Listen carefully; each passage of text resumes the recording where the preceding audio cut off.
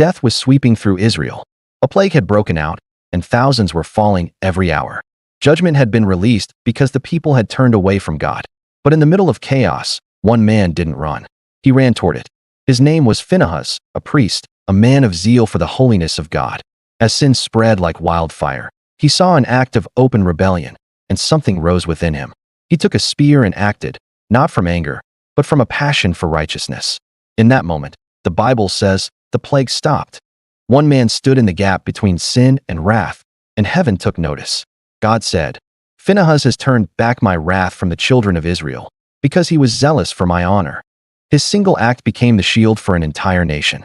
This story is not just about a man with a spear. It's about the power of one person who refuses to be silent when unrighteousness spreads. Sometimes, God doesn't look for a crowd. He looks for one who will stand, one who will pray, one who will intercede.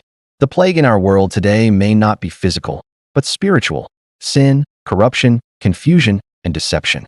And still, heaven is looking for someone to stand in the gap, to say, enough. You don't need a title to do it, just a heart that burns for God's holiness. When you pray for your family, when you intercede for your nation, when you refuse to bow to evil, you become that person in the gap. The plague stops where you stand. The darkness retreats when light refuses to move. This is the power of one righteous person. When Phinehas acted, it wasn't about violence. It was about conviction. And in our time, standing in the gap means lifting your voice in prayer, speaking truth with love, and standing firm when compromise seems easy. God still honors those who stand. This is the plague that stopped when a man stood in the gap. Like, share, and comment if you're ready to stand for righteousness. Thanks for watching.